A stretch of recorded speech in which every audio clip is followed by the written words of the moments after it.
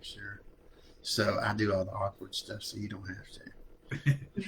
So hopefully this shows up. I think we're live. Hey man, we got that. We got sound. You can hear me saying all the awkward stuff. So hey, it's Monday, 6 o'clock. We got another warrior in here to share their story. Got to spend a little bit of time today down at the county jail. And I want to tell you guys, hey, I appreciate y'all tuning in. You usually only get to see these people when you're booking them in. And you never get to see them again unless they're in trouble again. So I appreciate Miss Nicely today, Miss Lay, whatever you call her, a lady with two names. Took me forever to figure that out. But just being an encouragement and saying, hey, listen, we can't wait to tune in. So we know we've got everybody that tunes in to hear these stories. And that's what we're here to do, is to encourage, uplift, and exhort one another. We're going to bring the community together one addict at a time, one family at a time, one next move at a time. And, it's amazing the way things work out. And I don't know what Curstin's going to talk about, but I know sitting in here right now is two people that used to know each other on the other side of things. And see, you all don't get to see what I see. I see the beautiful thing on the other end, where they're encouraging each other. And we're honest about what we used to do. There's no sense in lying about it. We tell the truth about what we used to do and stand in that. We try not to lie anymore, as me and my brother was having a conversation. And we just going to tell the truth. And sometimes it hurts. Sometimes it's embarrassing. Shoot, all the time it's embarrassing. But here's what we found out. It helps other people when we share our stories. And we show people that there is hope and that we do recover. So I'm not going to take up too much time. We are going to jump out of the way, let Miss Curstin tell her story, and I'll see you guys as soon as she gets done. Hey, I love y'all. There you go. You're good. Hey, just kind of give me about done. Okay. Hi guys. Bear with me. I am so nervous. I've been praying all day on what to say, and I've been trying to plan it in my head, and you just can't do that. I don't really know where to start, so I guess we'll just start from the beginning. I grew up with two addicts. I had a stepdad. He's still my stepdad. Which it was very hard growing up that way. Like, he was in the Navy, he was a cop, he was a correctional officer, and then he was in the Army. So he had seen it all. And because of that, they sheltered us a lot. Like, I wasn't allowed to go out and do much. Didn't really have any friends. I was bullied in school really bad, and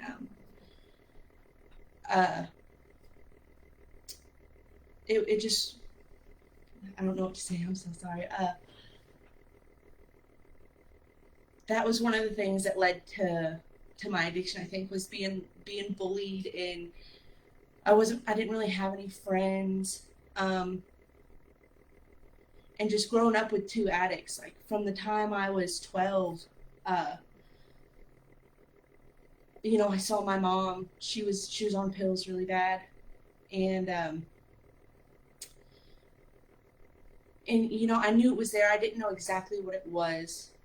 But I remember watching her fall asleep sitting up all the time. And that was, I didn't comprehend it very well. But I grew up getting called fat a lot. And that is still something that bothers me to this day. I'm working really hard on it. But I always thought, I would never be that girl that had done drugs, or I always told myself I would never touch meth. And it ended up being like that. But what got me so addicted to it was the fact that I felt good for once in my life. And it wasn't that I actually looked good or I felt good. It was just the way I thought about myself. I lost 90 pounds in, I want to say, 7 months. And I thought I was hot crap. And I wasn't. Um, guys, I'm sorry, I really don't know what to say. I'm like shaking. Um,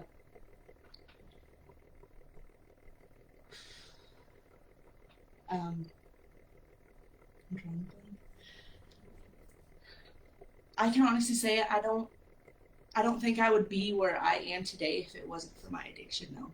Like I have an amazing son who is 1 years old, and I honestly believe if I hadn't gone down the path that I did and done what I had done, I wouldn't have met my baby's father, and I wouldn't have gone through all the things that have made me such a strong mother for him. He is my absolute world. Um,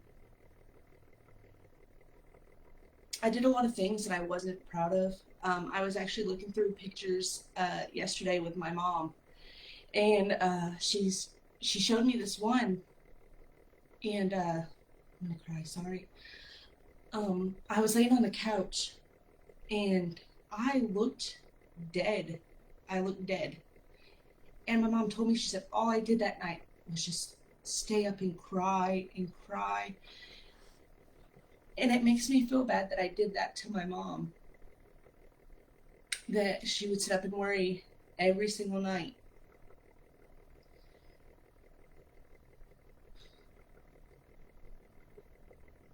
I thank God that I did have a praying mom at home, because there were some situations that I shouldn't have come out of. I really shouldn't have. There were some situations that I put myself in.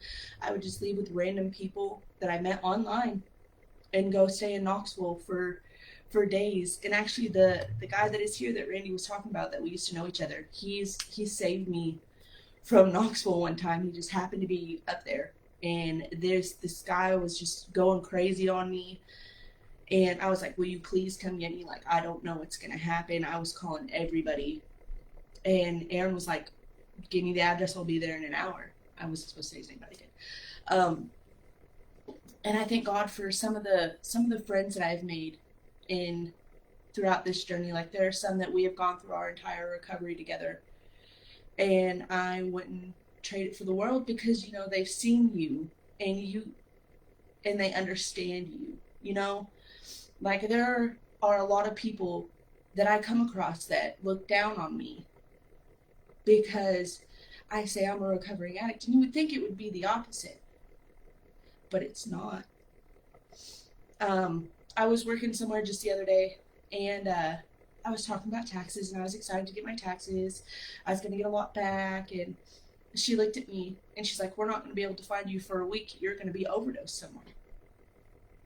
And it really hurt me at first, for someone that doesn't know me to think that. But then I came back here and I was like, I talked to somebody and they're like, don't let it bother you. She doesn't know you. You don't know if she's seen, I don't know, but they were talking to me and they're like, don't let it bother you. And it did really bother me at first. I was really mad, and I let it go. And I can say that I can let things go now. I don't let them bother me as much as I used to, because before I would whine and cry and try to show that person wrong, or I would tell them off. And in my recovery today, I can just turn my cheek. When before I would let every little thing get to me.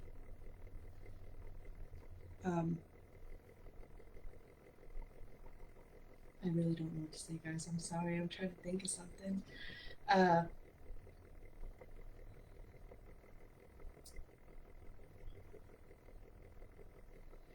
remember growing up,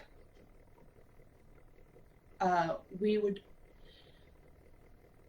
we went. I lived in Colorado, and my parents told us that they wanted to take us to the place there that was like Dollywood. It was called Elitch's.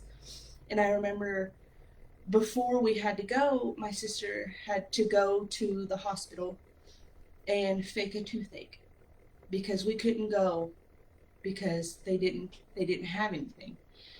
And I think about that a lot whenever I look at my son, because I don't want to be like that. I don't want to have to take my kid to the hospital to get mommy a pain pill to make it through the day.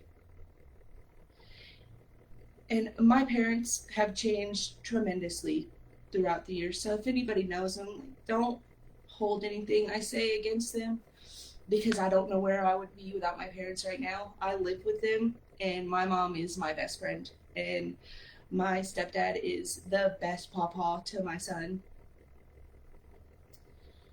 And sorry guys, I was reading the comments.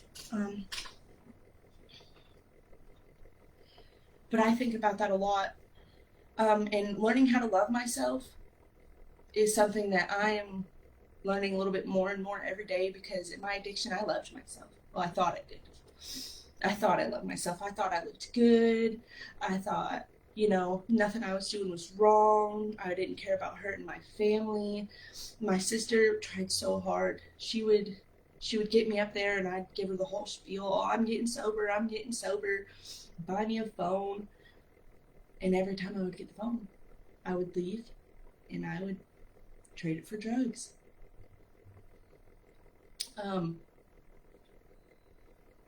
I thank God for them not giving up on me.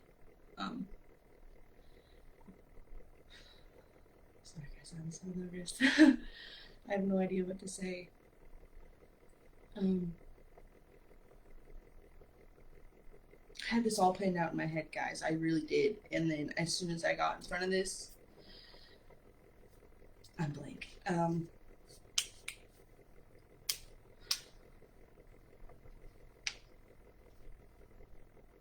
Sorry.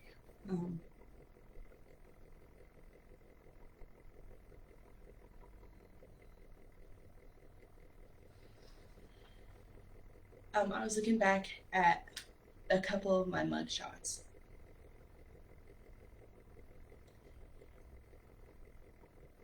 And I don't know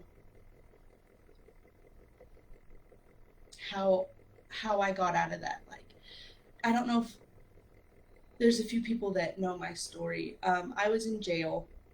I got arrested.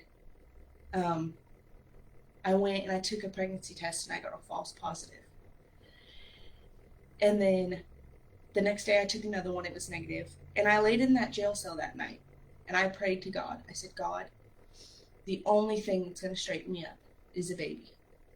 Okay? And I never thought that I could have kids. I tried several times before and I was never very safe. But I got out of jail and I was out of jail for 17 days. And then I went back to jail after that. And I was in there for about 3 weeks and I found out I was pregnant. And that changed my whole life. My whole outlook on God changed that day. Because it was just a 1 in a million shot.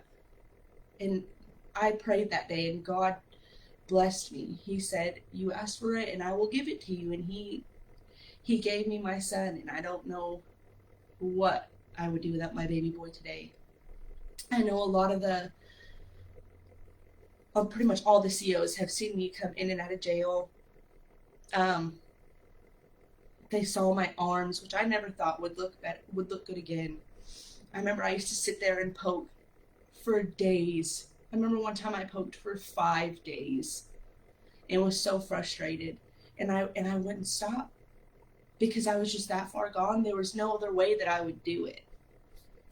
And I remember going into jail and Miss Nicely looking at me, and she was like, are those track marks? And that was whenever I was pregnant and I was going to rehab. I just found out I was pregnant. And I think that helped push me in my recovery. It really did, because I never really saw him like that until that day whenever she said that to me. And I looked down at him and I was like, it like clicked in my head. I was like, I look that bad. Out of everybody in here, mine looked so bad. I'm so sorry. I wasn't a good person in my recovery. I would do anything just to get high. I would hurt whoever it was. I would steal from whoever it was. I would walk in your house and I would leave with anything valuable. And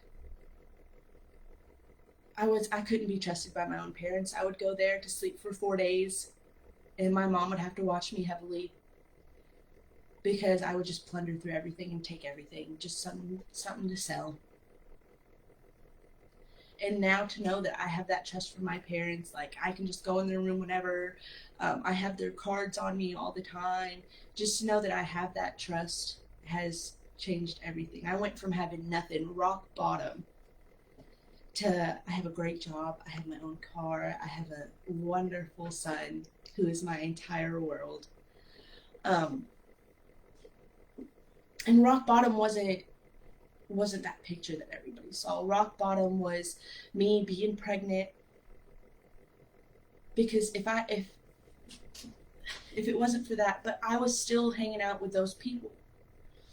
And if it wasn't for my baby daddy beating the crap out of me whenever I was like 5 months pregnant, I don't think I would have changed. I don't think I would have been able to leave that group. I don't want to say I don't think I would have been able to change, but I don't think I would have been able to leave that group that I was in and get away and just completely step away. Because after that, because I was chasing oh, my baby daddy, we're gonna have such a good family. I was chasing that dream, and I've given up on that completely. But if it wasn't for that, I don't think I'd have been able to leave that group. I'd have still followed him around, and I think I would have eventually ended up relapsing. So I know, as bad as it sounds, like, I'm a little thankful for that, because I would have still been chasing that dream if it wasn't for him snapping on me for being awake too long. And just, yeah. But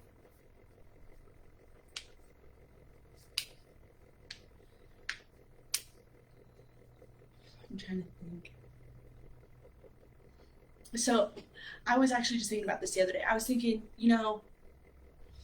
I was only in addiction for 2 years, but that's not the case. I remember whenever I moved to Colorado, whenever I was 14, I met this girl, and she introduced me to drinking, and we were partying, and it all started there. Like, I was drinking every weekend, all the time, and I never stopped. And then it continued from there. And then I was doing hallucinogens and smoking weed and all that. And that was whenever I moved here, and I got on pills.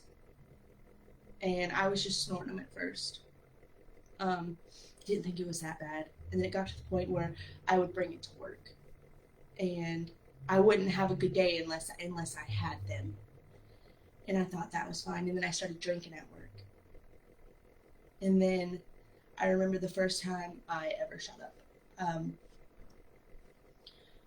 I looked at one of my friends, and I was like, how does it feel? And they told me it feels like the most wonderful thing in the world. It's the most wonderful thing in the world. And those aren't your friends that tell you that. No. Looking back on it, they weren't my friends. I don't even talk to them. And so I tried it, and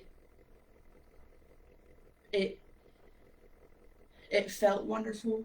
But if I'd have known what it had led me to, I probably still would have done it, because that's just who I am. Um, but I remember what it felt like, and now that I look back, none of it was worth it. Um,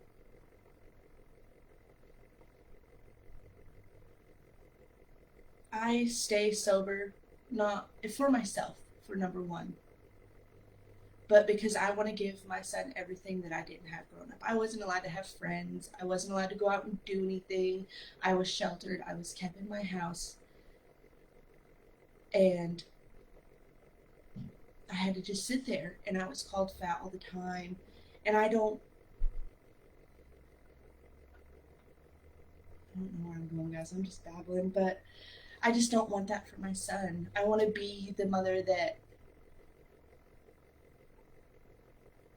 that he needs. You know, I want to be able to take him to ball games. I want him to be able to go out with his friends. I don't want to say, hey, you got to go sit in the emergency room so you can fake a toothache so we can have pills and I can feel good today. Or, you know what I mean? I need your birthday money so I can go get high.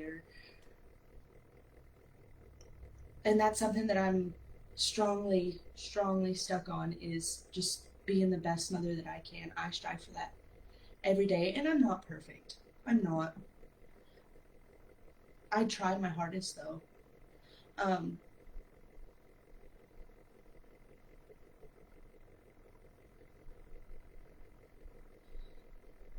Sorry guys, I'm still really nervous.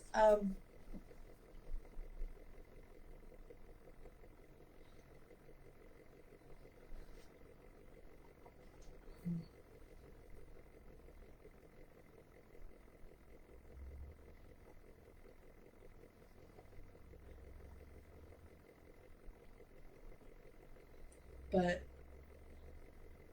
I think the hardest thing I struggle with in my recovery is the self love,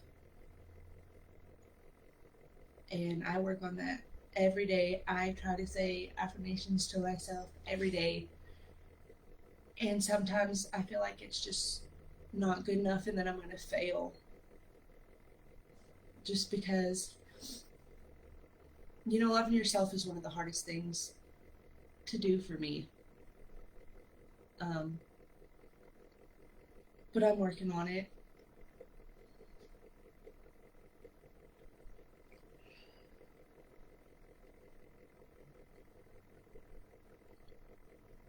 I want to think like drug court too, like Becky and Keisha and Randy for sure. For even though I ran so many times, that whenever I went to jail, whenever I was pregnant, they without a doubt decided that they were going to take me back. And I don't know where I would be without drug court right now. I don't. I enjoy going to my meetings every Tuesday and Thursday. I enjoy seeing Becky and Keisha and still getting to see Randy all the time. Um,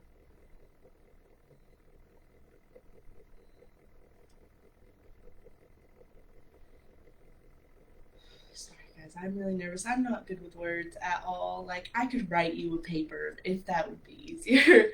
um, but it's crazy seeing the people, seeing the people that I used to use with, sitting here in this office. Like, we were just so like bad off together, and I'm so proud to see him here today because I mean I never thought I would get out of addiction. There were points in time where I would sit there and I would just beg God. I was like, you know, like just end it all. Just end it. Why am I still here? Just end it all. Like I don't want to be here. I'm a disappointment. You feel so alone because you don't really have friends in the drug world. You have people that you can use and people that use you. And they would always put you down if you couldn't give them something or if you couldn't get them something.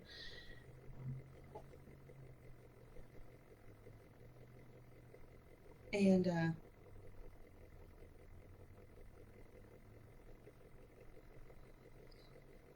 sorry guys, this is really hard for me. Uh,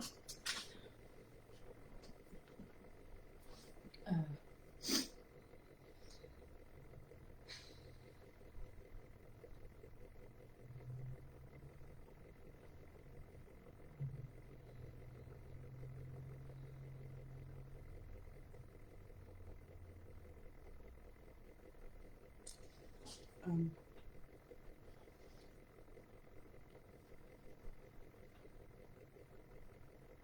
I remember one time when I was with my baby's father,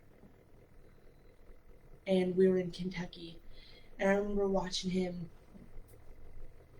just geek out so bad that he thought there were bugs in him. I remember him slicing his skin open and telling me that there were worms inside of him, and I remember thinking, I'll never get like that.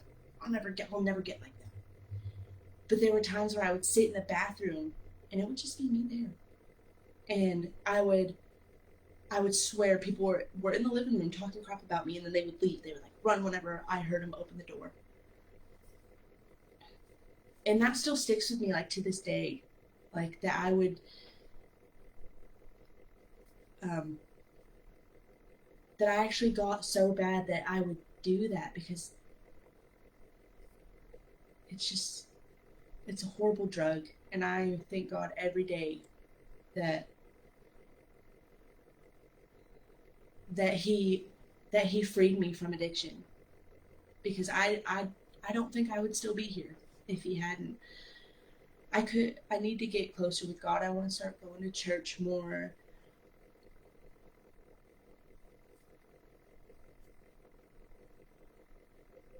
Sorry guys, I'm in the comments. Um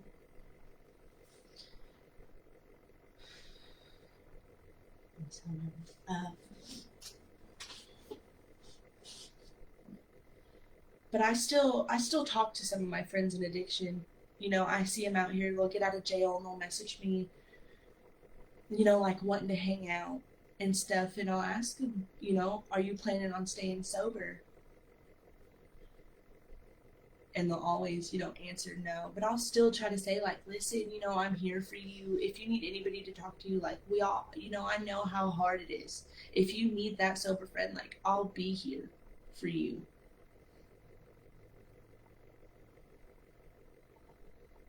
I'm sorry, I really don't want to say it. I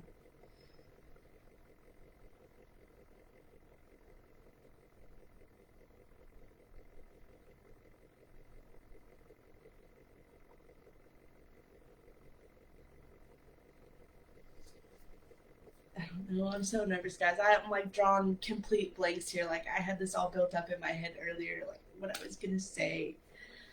Um,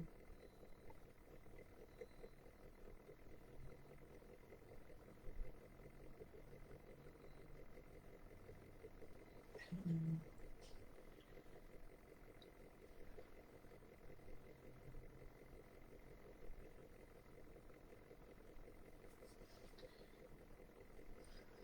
I have to say I have met some really great friends, like Ember. Um, I don't know where I would be without her. And we met in drug court. Um, Sorry to give her a little shout out. I love her. Um, Guys, I don't really know what else to say. I'm like drawing a blank here, but for me, self love is the hardest thing to do, and that's what took me down so far in my addiction, was because I still, it's still hard for me to look in the mirror and say, you're beautiful, you're not fat. And whenever I realized that dope could get me skinny to that point that I wanted to be, and I remember bragging about it all on Facebook, like I lost 30 pounds, I lost 50 pounds. Um, and then looking back at the pictures now on how sickly I look, like he asked me to pull like a before picture and after picture, and I was looking at all the before pictures, and I was sitting there thinking like, oh my god, you know, like I thought I looked good. I did, and I didn't. You guys, I did not. I was 140 pounds. I went from 230 to 140 pounds in 7 months. You know what I mean? And I remember bragging about it on Facebook all the time. My friend Brooke, that I worked with, that I still work with now, she was talking to me about how she ran into me at McDonald's, and I don't remember this because apparently I was just so out of it. I don't remember it, but um, she was telling me like I couldn't see the white seat, or she couldn't see the color in my eye at all. It was just so dark. She's like, you just looked so rough. Like we didn't even like. She's like, all I could do was pray for you. And I remember just thinking like I looked so good. Um, I would purposely like do it so I wouldn't eat for days. I remember an old friend looking at me and being like, Curstin, you need to eat. And I'm like, no. He's like, you haven't eaten in 4 days, Curstin. Like, you need to eat a freaking bologna sandwich. And thinking about that, like, now is crazy because now all I do is eat. You know what I mean? I love food now. And learning to love me now is definitely so hard. Because, hearing all that stuff growing up, and now that I look back on it, my stepdad wasn't saying it to be mean. He was saying it for our health, but he doesn't know how to come at things. And I guess learning how to forgive some of the stuff that I was put through in my childhood, like not being able to do nothing, not able to have no friends, um, and just whenever I was able to, I went loose, turned wild, and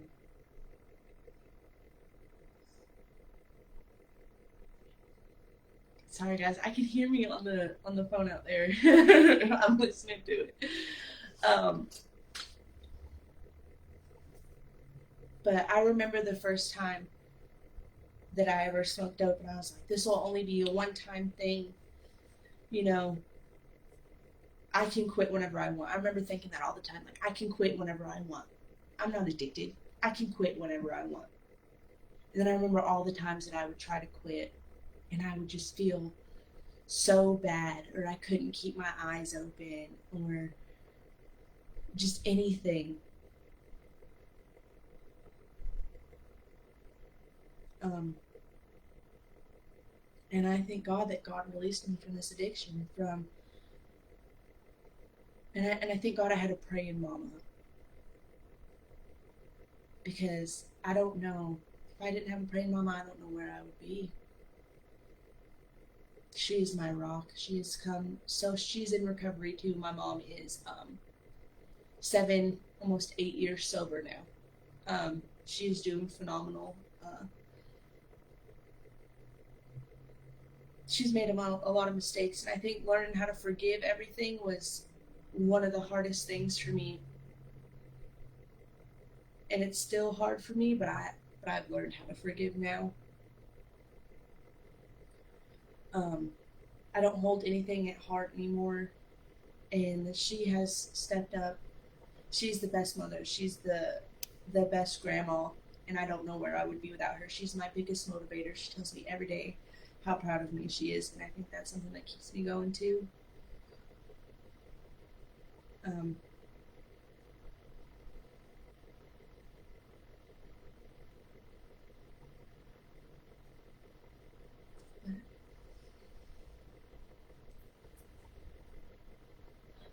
I don't know, guys. I think that's about it. um, Thank you all for tuning in. I'm sorry, I'm just all over the place. I'm not good at talking. I Ever since I was a kid, I've had social anxiety so bad. Like I dropped out of school because I couldn't talk to people. I couldn't order my own food. I couldn't go into a gas station and do nothing. Um, and I still fight with that anxiety to this day. And that was another thing. I liked that I felt anxiety free. I felt so good. And it's good to feel that way sober now. Like I have a job where I work with the public. Um, I still get anxiety really bad. Like right now, guys, I'm this this close to a panic attack, but it's okay. Um, Dealing with all that stuff sober, like after not having to deal with it for so long, hit me like a ton of bricks, because I went straight from being on drugs to pregnant to rehab to strangers, and that was so hard for me. Like making friends. If it wasn't for this one girl, Macy, in rehab, I probably would have left, because she's 19 years old. She's just uppity and happy, and she really helped me come out of my comfort zone and make friends, because I wasn't good at it. Like everybody in jail, because you used with them. So it was like just so easy to talk to them, because all you do in jail is talk about drugs, getting high. That's all you do. And so that was a big thing for me, was like my social anxiety, and I still deal with it a lot. Like I can't look a lot of people in the eye. Um, but whenever I was high, that was just so easy for me, like I didn't care. I thought it was great. I thought it was awesome. I could talk anybody's head off, because you're all over the place. And so definitely that's one of the hardest things for me in my recovery, is like going to a new place and opening up. Like whenever I had to go to that other store, and I opened up, I was like, I am on drug court. I'm a recovering addict. I have a 1-year-old son. And for someone to say that to me, like, I just wanted to shut down and just shut off and just leave, because she didn't know me. And, like, I care about what people think a lot. And I know I shouldn't, but I do. I care a lot about what people think. And I'm a people pleaser. And that is something I'm working on so hard, is just doing what I want, and it's getting easier and easier every day. And that's just starting off with just telling my work no whenever I don't want to come in, instead of just saying yes even though I don't want to. And those are like baby steps for me. And then like, they wanted me to work over there at that store again, and I was like, no, I'm not doing it. I'm not going to go somewhere where people think so negatively, because if they're going to think like that of me and say that to me, then they don't deserve me working for them.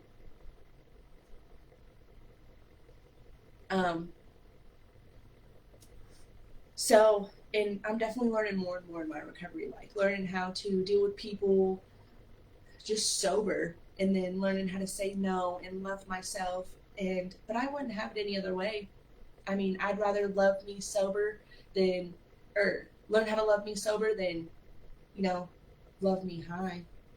Or, I don't know how to say, I don't know what I'm saying, like, I'm trying to word it. I'm trying to learn how to love me sober, and instead of just going back to the, what I know is going to make me love myself,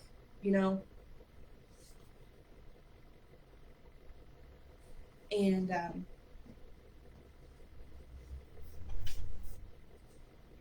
yeah. Rough. What? I'm good. Oh. That's good. Now we'll take spots. Let's go on. Okay. All right, guys. Thank you for listening. I'm sorry I babbled.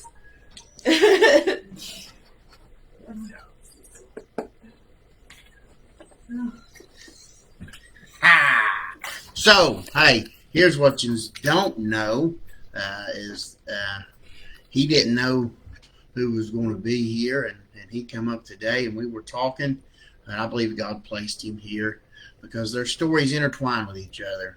And while she was talking, that's who she was talking about was Aaron here. And he said, I want to give her a hug. And see, that's the stuff I get to see that everybody don't get to see.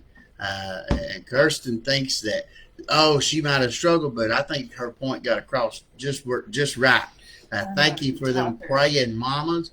Hey, listen, everybody who thinks this is easy, you ain't done it, because when you get in front of this camera, all those things you think you want to say, but the message got out. And we thank God for the praying mama. And here's one thing I want y'all to do. When you're out and you see her, everybody that's in recovery, I won't say everybody, but a lot of people in recovery struggle with that self-worth. We know we've made a lot of mistakes. We know we've messed up a lot of things. So, hey, if you're listening to this, leave a word of encouragement for our sister. If you're out and you see her at her place of work, hey, tell her you're proud of her. Encourage her. Hey, let's quit telling people all the bad stuff. Some people don't know how much that can affect somebody. So let's just encourage each other, lift each other up. And I don't know for sure, but I believe in a few weeks we might just have the other part of the story. Hey, I'd like to get her mom on here. I don't think we've had a mom and daughter situation. Hey, anybody, we want to get the story out. There's more people than y'all know in recovery. And here's the thing, I'm tired of hiding. So we ain't going to hide no more. We're going to get the story out. Hey, we do recover. There is hope. The opposite of addiction is connection. So we want to connect with you all. We want to connect our people to them. Because I promise you this, if you sit down and have a conversation with them, listen, judging is the easy part. But once you have a conversation, you might just understand a few more things. So, hey, we thank you for tuning in. We thank you for watching. Love every one of you. Appreciate our sister for coming on and sharing her heart with you. And special thanks to Miss Amy Lay for not even knowing it, but being an encouragement. And then today, God put me in her path. And she said, hey, I can't wait till 6 o'clock. And that just puts something inside of me. Thank you all for loving on them and encouraging them. That's everything this is all about. So I want to thank you especially, Miss Amy, for doing that. And hopefully we can be doing this for a little bit longer. I love every one of you. Y'all have a good night. Hey, and as always, thank you, Tennessee Department of Mental Health and Substance Abuse Services. They don't pay me, but they pay my salary, and they let me do this. And also Trent Coffee with Stan. Trent allows me to do this. Matter of fact, that's how this got started. Is Trent said, "Hey, Randy, what do people need? People are struggling. How do we help them?" And I told them what we needed to do, and they made it happen. So I never want people to think that we don't remember that. They don't pay us to do this. Yes, we know it's 7 o'clock. Yes, we know it's late in the evening. But here's what we think it helps, and we want to be a help to our community that we took from. We want to give back, and that's what we want to do. So never want to leave without thanking them. And I love every one of you, and you have a good night. It's still on. It always